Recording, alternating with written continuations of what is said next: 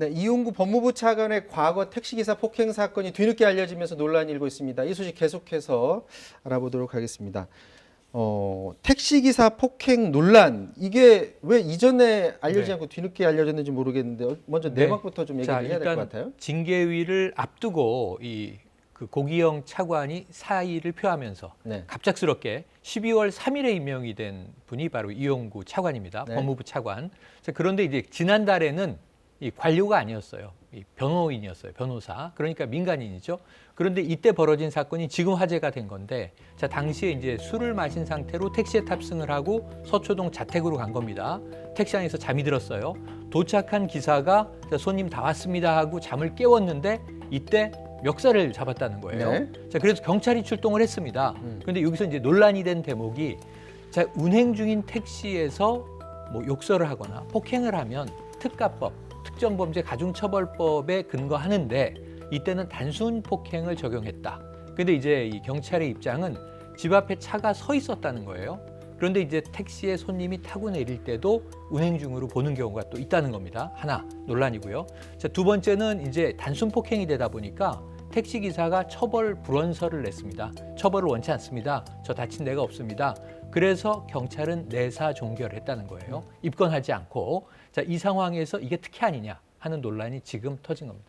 저게 그러니까 단순 폭행이냐 아니면 특가법을 적용하느냐에 따라서 처벌을 할 수 있는 부분이 있고 없는 부분이 있는데 당시에 왜 단순 폭행을 적용을 했을까요? 그러니까 이 법이 적용돼 먼저 만들어둔 취지가 뭐냐면, 대중교통 수단을 운전하는 운전기사분을 폭행을 하게 되면 이 그러니까 기사분에 대한 폭행이 될 뿐만 아니라 차에 같이 타고 있는 다른 승객들에 대한 위험이 될 수가 있고요. 또 그 차가 시동이 걸려 있는 상황이기 때문에 교통안전질서에 굉장히 심각한 위해를 가져올 수 있지 않습니까? 그렇기 때문에 그런 경우에는 특정범죄 가중처벌법을 적용해서 이 단순 폭행이 2년 이하라면 특가법은 5년 이하로 무겁게 처벌하도록 한 겁니다.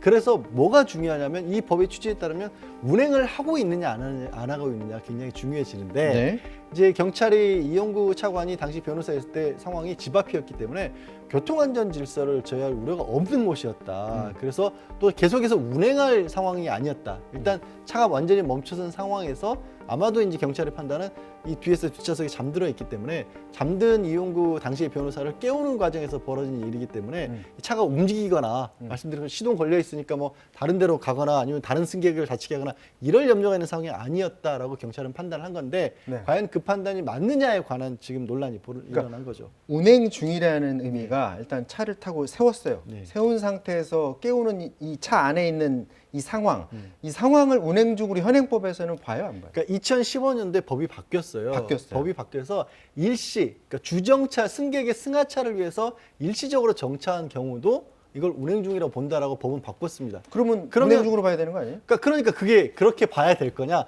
비슷한 상황에서 판례가 또 몇 개 엇갈리고 있거든, 여러 가지. 판례가 또 엇갈려요? 왜냐면 아까 말씀드린 것처럼 완전히 차를 멈춰놓고 기사가 정말 다시, 왜 그런 경우 있지 않습니까? 브레이크에 발만 올려놓고 요금 계산한 정도의 상황이었느냐, 아니면 몇 번 불러도 안 되니까 시동 끄고 뒤에 가서 뭐 이렇게 깨우고 이런 정도의 상황이었느냐, 그런 작은 차이에 따라서 이게 상황이 여러 가지 다른데 어떤 상황이었는지는 지금 정확하지가 않은 상황이죠. 자, 이제 차관의 이제 과거 행적이 이제 알려지다 보니까 야당인 국민의힘에서는 경찰청을 찾아가서 재수사를 해달라 이렇게 촉구를 했다고 하는데요. 영상 보시고 말씀 나누도록 하겠습니다.